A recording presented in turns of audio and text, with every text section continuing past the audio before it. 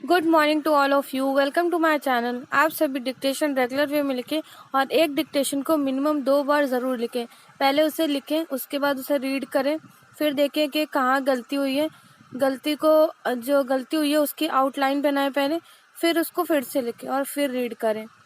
तो ऐसा daily continue करें, इससे आपकी स्पीड भी इंक्रीज होगी और जो भी टफ आउटलाइन है उसको एक कॉपी में भी नोट डाउन करते रहिए। नाउ डिक्टेशन स्टार्ट करते हैं। डिक्टेशन स्टार्ट होगी 5 सेकंड बाद, जिसकी स्पीड रहेगी 100 वर्ड पर मिनट।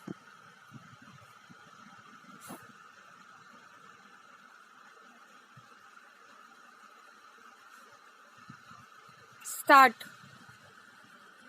कोरोना वायरस प्राकृतिक है या मानव निर्मित? अगर मानव निर्मित है तो इसके पीछे किन लोगों के दिमाग हैं? तमाम दुनिया को इन सवालों के जवाब का इंतज़ार है। दुनिया का हुलिया बदल देने वाले इस वायरस की उत्पत्ति पर बहस जनवरी 2020 में ही छिड़ गई थी, जब चीन ने काफ़ी आनाकानी के बाद कबूल किया कि कोरोना इंसान से इंसान में फैल सकता है। चीन सरकार अब तक इस पर अड़ी है कि कोरोना वायरस जंगल की उपज है, प्रयोगशाला की नहीं।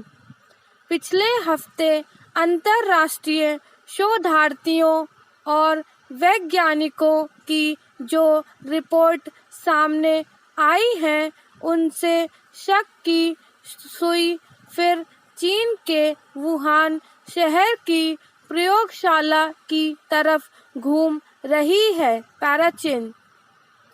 पहले वॉल स्ट्रीट जर्नल ने अमेरिकी इंटेलिजेंस रिपोर्ट के हवाले से दावा किया कि जब दुनिया कोरोना के नाम से अनजान थी, नवंबर 2019 में वुहान प्रयोगशाला के 3 शोधार्थियों को कोरोना जैसे लक्षणों के कारण अस्पताल में भर्ती करना पड़ा था। अब ब्रिटेन और नॉर्वे के 2 वैज्ञानिकों ने शोध के बाद दावा किया है कि यह वायरस चीन की प्रयोगशाला में ही बनाया गया।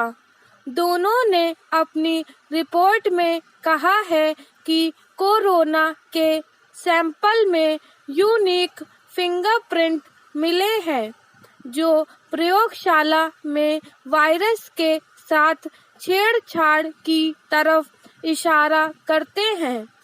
ताज़ा घटनाक्रम को लेकर विश्व स्वास्थ्य संगठन WHO कोरोना की उत्पत्ति के बारे में नए सिरे से गहन जांच की तैयारी कर रहा है।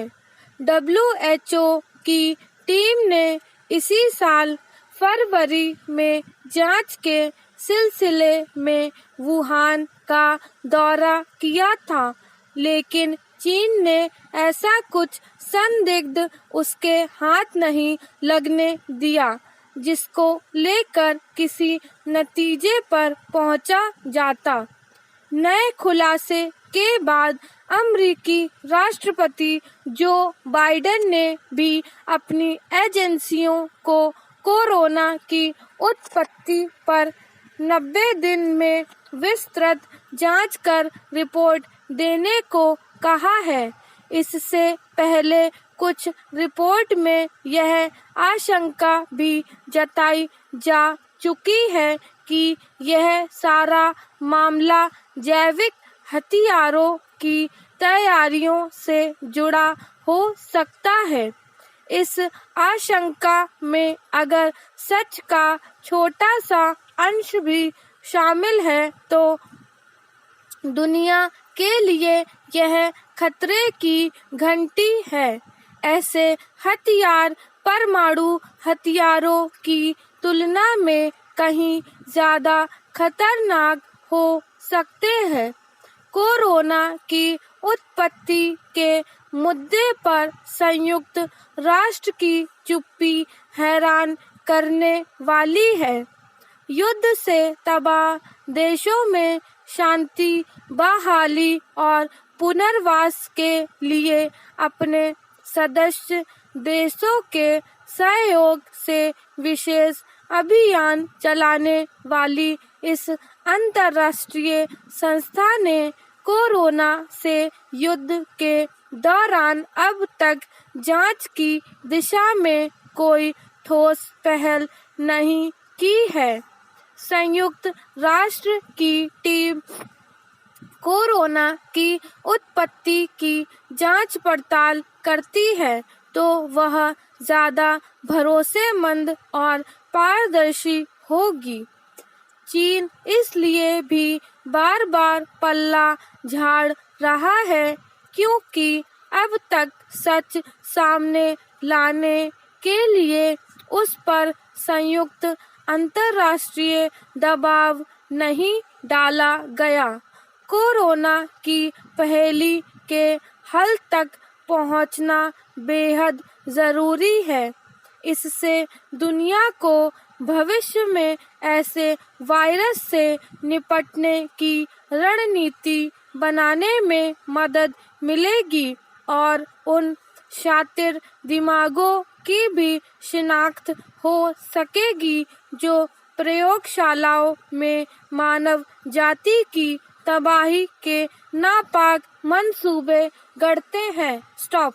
नेक्स्ट स्टार्ट होगी 5 सेकंड बाद, जिसकी स्पीड भी रहेगी 100 वर्ड पर मिनट। स्टार्ट। कई हफ्तों की बंदी के बाद देश के कुछ राज्यों ने अब इसमें ढील देने की कवायद शुरू कर दी है। ढील देने का काम चरणबद्ध तरीके से होगा। माना जा रहा है कि ज्यादातर जगहों पर संक्रमण के मामलों में अब काफी कमी आ गई है। राजधानी दिल्ली में तो संक्रमण दर 1.5% से भी कम है। उत्तर प्रदेश में भी यह उतार पर ही है, लेकिन अभी पक्के तौर पर यह दावा करना सही नहीं होगा कि खतरा टल गया है। खतरा अभी कम भर हुआ है, यानी जोखिम बरकरार है। इस वक्त हम ऐसे नाजुक मोड़ पर हैं जिसमें अब जरा सी भी लापरवाही एक बार फिर तबाही के रास्ते पर धकेल सकती है। इसलिए अब जो राज्य बंदिशों में ढील दे रहे हैं उन्हें फूंक फूंक कर कदम उठाने होंगे। पैराचेन। हाल ही में गुजरे दौर को पलट कर देखना जरूरी है। दूसरी लहर ने जिस तरह से कहर बरपाया उसकी किसी ने कल्पना भी नहीं की थी। पिछले पखवाड़े संक्रमितों का रोजाना आंकड़ा 4 लाख के ऊपर निकल गया था। इसी के बाद देश को एक बार फिर से बंदी जैसे सख्त प्रतिबंधों की मार झेलने को मजबूर होना पड़ा। विषाणु का फैलाव रोकने के लिए राज्यों के पास इसके अलावा कोई चारा भी नहीं रह गया था। लेकिन सवाल यह है कि जीवन को आखिर कब तक इस तरह कैद रखा जा सकता है। काम धंधे नहीं चलेंगे तो लोग भूखे मरने लगेंगे, कर्ज में डूबते जाएंगे, कारोबार ठप होने लगेंगे। यह सब पिछले साल भी हम भुगत ही चुके हैं। इसलिए हालात को देखते हुए सरकारें भी मजबूरी को समझ रही हैं। बस देखने की बात यह है कि कौन सा राज्य कितनी छूट देता है और कितने बेहतर ढंग से महामारी के हालात और काम धंधे के बीच तालमेल बनाकर आगे बढ़ पाता है। गौरतलब है कि सभी राज्यों की बड़ी चिंता छोटे उद्योगों धंधों को लेकर ज्यादा है, क्योंकि राज्यों की आमदनी का बड़ा हिस्सा इनसे मिलने वाले करों से आता है। इसलिए दिल्ली, उत्तर प्रदेश, राजस्थान, मध्य प्रदेश, छत्तीसगढ़ और महाराष्ट्र ने आम जनजीवन को पटरी पर लाने की दिशा में कदम बढ़ाए हैं। राजधानी दिल्ली में फिलहाल निर्माण कार्यों और फैक्ट्रियों में उत्पादन को छूट दी गई है। उत्तर प्रदेश और राजस्थान जैसे राज्यों ने सीमित संख्या में दुकानें खोलने की इजाज़त देने का फैसला किया है। मध्य प्रदेश में ढील का दायरा इसी के इर्द गिर्द रहेगा। यह सही भी है, क्योंकि ज़्यादा ढील या एक साथ सब कुछ खोल देना नए खतरे को न्योता देने जैसा होगा। Para change. बंदी में ढील के बाद के जोखिम भी कम नहीं है, क्योंकि पिछली बार एक साथ बाजार खोल देने से भीड़ बढ़ने लगी थी। इससे अब सबक लेना चाहिए। बारी बारी से बाजारों को खोलने के दिन और समय निर्धारित करना जरूरी है, ताकि भीड़ ना बढ़े। मुश्किल तो है ही, क्योंकि लोगों को महामारी से भी बचाना है और अर्थव्यवस्था को भी रास्ते पर लाना है।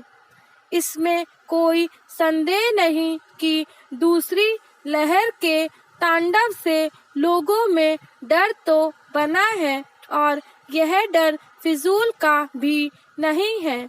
इसलिए लोग खुद भी काफी कुछ चिंतित और सतर्क तो हैं।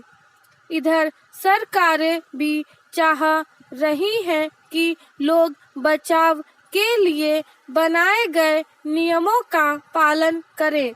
अगर लापरवाही या चूक हुई तो महामारी से जंग जीतना मुश्किल हो जाएगा। स्टॉप।